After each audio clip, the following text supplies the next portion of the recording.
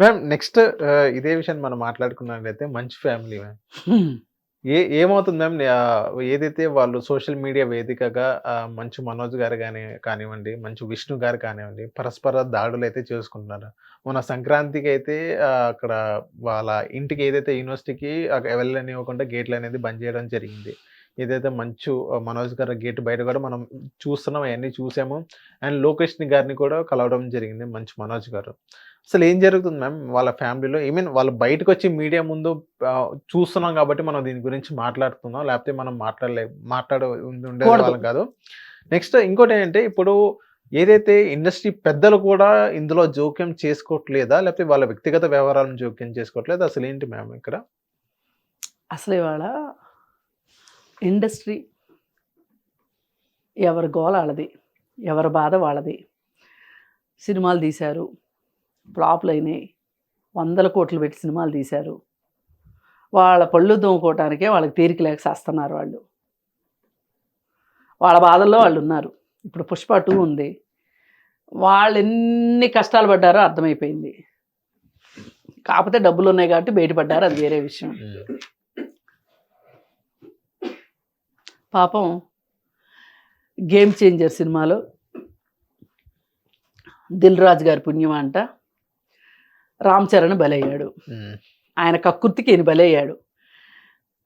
Ticket రేట్లు పెంచినందువల్ల 'Pushpa 2'కి first 2 వీక్స్‌లో రావాల్సినన్ని డబ్బులు రాలేదు.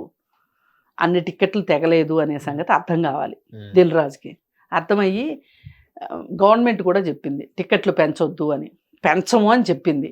కానీ బమ్మిని తిమ్మించేసి ఆయన తెలివితేటలన్నీ వాడి టికెట్ రేట్లు పెంచుకున్నాడు. దానివల్ల సర్వనాశనం అయిపోయింది. సర్వభ్రష్టత్వం జరిగిందంటే ఇదే అని చెప్పుకోవచ్చు. పాపం కథ మంచి కథ. గేమ్ చేంజర్ కథ. రామ్ చరణ్ యాక్షన్ గురించి అసలు ఎవ్వరికి అనుమానం ఉండక్కర్లా. అవును. ఇన్ని ఉండి కూడా శంకర్ పాపం విశ్వవిఖ్యాత నట సార్వభౌమ టైప్లో విశ్వవిఖ్యాత దర్శకుడు ఆయన. సరే ఇన్నుండి ఎందుకు పోయింది? అన్నీ ఉండి అల్లుడి నోట్లో శని ఏంటి అని అంటే కనుక అల్లుడి నోట్లో శని ఏంటి అంటే ఈ టికెట్ రేట్లే. పండగ టైంలో మీకు బుద్ధి ఉండాలి. ఇప్పుడు ఈ దేశంలో అందరూ 600 రూపాయల టికెట్ గురించి ఆలోచించకుండా సినిమాకి వెళ్ళగలిగే డబ్బులు ఎంతమంది దగ్గర ఉన్నాయి చెప్పండి. నేనైతే ఖర్చు పెట్టను 600. డబ్బులున్నా ఖర్చు పెట్టను. ఆగుతా 4 రోజులు. నేను ఆగుతాను అసలు ఖర్చు పెట్టను. ఆగుతా. అంతగా చూడాలనిపిస్తే ఆ 15 రోజులు పోయిన తర్వాత 2 వారాల తర్వాత వెళ్ళి సినిమా చూస్తా. వీళ్ళు ఏమంటారంటే అంతగా అయితే 2 వారాల తర్వాత సినిమా చూడొచ్చు కదా, ఎవరు చూడమన్నారు అంటారు. అందుకే చూడలే జనాలు. నేను నెల తర్వాత నెట్‌ఫ్లిక్స్ లో కానీ అలా చూస్తా. అది మీ ఆప్షన్. అందరికీ నెట్‌ఫ్లిక్స్ ఉండాలని లేదు. నాకైతే నెట్‌ఫ్లిక్స్ లో చూస్తే సినిమా చూసినట్టు ఉండదు. నేను ఓటీటీలో చూడను. నేను థియేటర్లోనే చూస్తా. కానీ నాకు అందుబాటులో అందించాల్సిన బాధ్యత సినిమా ఇండస్ట్రీది. లేదంటే చూడను. అదే కదా చేశారు. నేల విడిచి సాము చేసినందుకు జరగాల్సిన పరాభవం జరిగింది. ఎవరికి? దిల్ రాజుకి. కానీ నెక్స్ట్ సినిమా బాలకృష్ణ గారి సినిమా 'డాకు మహారాజ్'. ఆ సినిమాలో ఆ పాట మినహా సినిమా అద్భుతం. మంచి సినిమా, సందేశాత్మకమైన చిత్రం. ఇప్పుడు సందేశాత్మక చిత్రాలు ఆడవు అని చెప్పడానికి వీలు లేకోకుండా 'డాకు మహారాజు' నేను చెప్తున్న ఐటమ్ సాంగ్ ఒక్కటి మినహాయిస్తే బ్రహ్మాండమైన సినిమా అది. అయినా కానీ 600 పెడితే సినిమా చూసేవాళ్ళు కాదు. వాళ్ళు సినిమా రేట్లు పెంచుకోకపోవటం వల్ల చక్కగా మంచి టాక్ వచ్చింది. ఇప్పుడు 10 మంది వస్తేనే కదా టాక్ వచ్చేది. 2-3 మీరు నేను వెళ్ళి సినిమా చూస్తే ఏం టాక్ వస్తుంది? చూడాల్సిన వాళ్ళు చూడాలి. ఒక మాస్ సినిమాకి వెళ్ళాల్సిందే. 2 సార్లు 3 సార్లు 4 సార్లు వెళ్ళేవాళ్ళం చిన్నప్పుడు. ఒక సినిమా 3 సార్లు 4 సార్లు చూసేవాళ్ళం. చిరంజీవి సినిమాలు చూసింది అయినా చూసేవాళ్ళం. ఒక్క పాట కోసం 20-30 సార్లు చూసిన వాళ్ళు ఉన్నారు. 'చట్టంతో పోరాటం' సినిమాలో చిరంజీవి మాధవి సాంగ్ కోసం. పాట ముందు వచ్చి పాట తర్వాత వెళ్ళిపోయేవాళ్ళు థియేటర్లోంచి స్టూడెంట్స్. అట్లా ఉండేది. కానీ అలాంటి రోజులు తీసేసి మీరు ఒక్కసారి సినిమా చూడడానికే భయం వేసేటట్లు సినిమాలు తీయడం ఏంటి అసలు? 700-600 కోట్లు పెట్టి. ఇది తప్పు కదా. మళ్ళీ ఆ తర్వాత సంక్రాంతికి వస్తున్నాం, వస్తున్నాం. అది బాగానే మంచి టాక్ తెచ్చుకుంది. అవును. వాళ్ళు టికెట్ రేట్లు పెంచుకోలే. అంటే ఇదంతా జరిగింది ఏంటి అంటే, ఎందుకు జరిగింది అంటే, ఇదంతా ప్రేక్షకులు కుక్క కాటుకి చెప్పు దెబ్బ కొట్టారు. మీరు మీ ఇష్టానికి టికెట్ రేట్లు పెంచుకుంటా పోతే మేమేమన్నా పిచ్చోళమా వచ్చి చూడటానికి అంతే అని.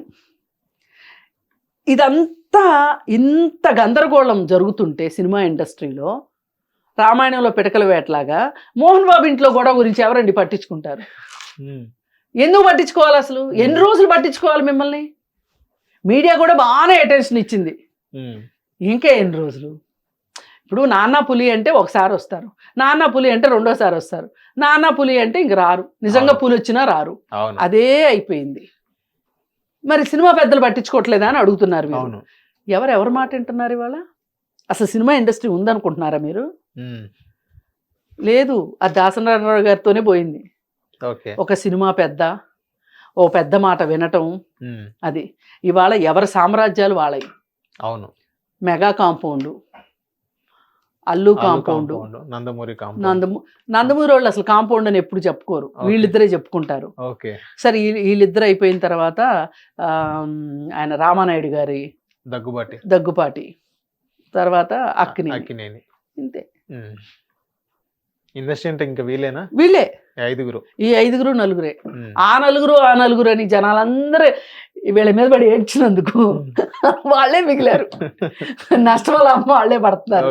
ఈ నలుగురు ఐదుగురికి వాళ్ళ పని తప్పితే మంచి ఫ్యామిలీకి ఏమి సంబంధం లేదంట. మంచి ఫ్యామిలీకి అని కాదు, ఇప్పుడు ఎవడు ఇక్కడ పని మానుకుని కూర్చోవాలి పెద్ద మనిషిలాగా కూర్చొని మీ తగాదాలన్నీ తీరుస్తా ఉంటే మీరేమో హాయిగా డబ్బులు సంపాదించుకుంటారా? అర్థమైంది. ఇప్పుడు అందరూ ఒక మాట మీద ఉంటే ఈ అందరి తరఫు నుంచి ఒక మనిషి మాట్లాడుతున్నాడంటే అర్థం ఉంటుంది.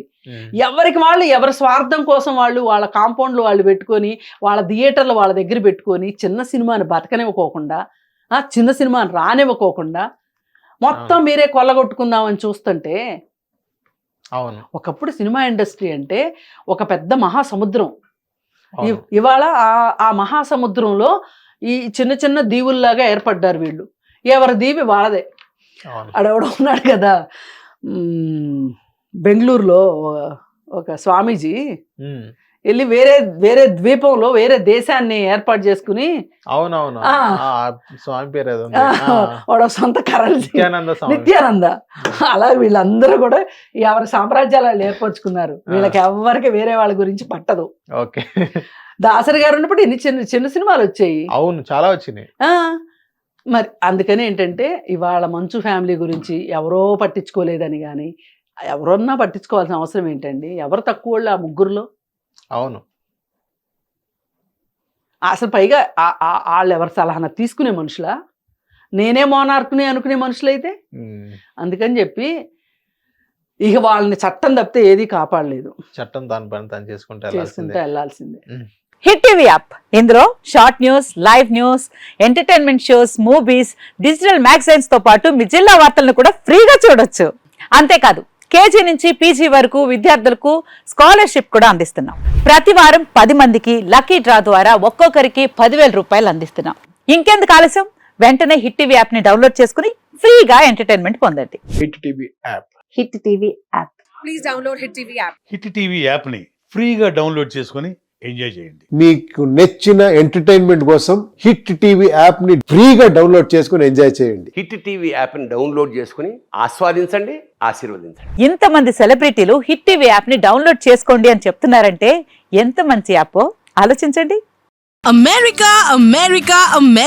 అమెరికాలో చదవాలనుకునే వాళ్ళకి విశ్వసనీయమైన పేరు మన శౌర్య కన్సల్టెన్సీ. UK లో 1 year masters, UK లో 1 year masters, 2 years work permit up to 5 years visa. Contact Saurya Consultancy. Contact 89851 89851.